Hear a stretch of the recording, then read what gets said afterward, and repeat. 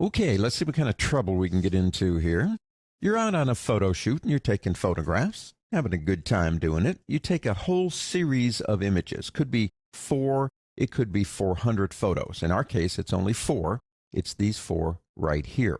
The problem with them is they all have a fundamental flaw. They have the wrong color balance.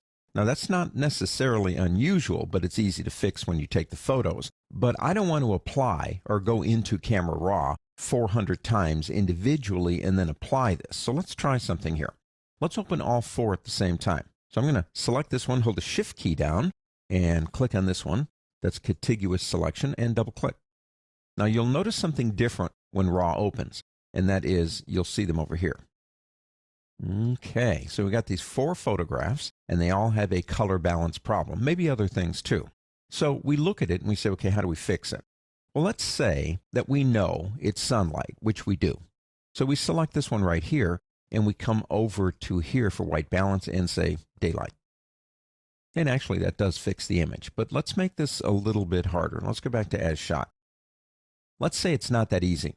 We're having a difficult time trying to figure out exactly where the problem lies in terms of white balance. So we're going to do it a different way. We're going to pick up this tool right here. That's a white balance eyedropper. Go ahead and select it. Now come down into the image. What you're looking for is very simple if it's there. You're looking for something that when the photograph was taken was a neutral tone, like a gray. That's all you need. Now I know that these areas right in here were gray. I know the sky was blue, but I'm going to click in this area right here. Watch what happens. Basically the same thing. I have fixed this one image. Now the other images were shot at the same time. So how do I kind of like do this to all of them all at once? Well, we have a main one here. Select this one. That's the one we fixed. Come up here and say select all.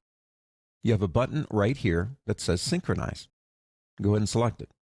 Now, synchronization involves any one of a number of these things. Usually, I'll just leave them all selected because it doesn't matter. If I didn't do something like shadows, then it won't do anything. So I just leave them all selected and click OK. Watch what happens. Well, all the images conform now to this one. You can then click Done over here, unless you want to go to Photoshop. And there they are. Now, let me show you something else while we're here.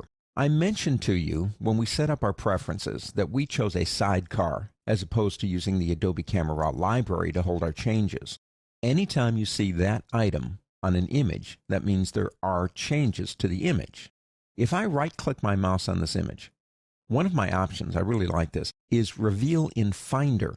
Now, I know I'm in Bridge, but I really don't know where that folder is.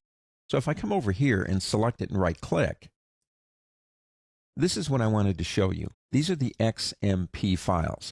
Those are the sidecar files for the images that we changed.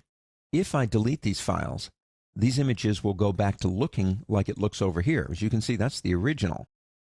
The reason we see it the way we see it is basically the simple fact that it's being adjusted by the XMP sidecar file.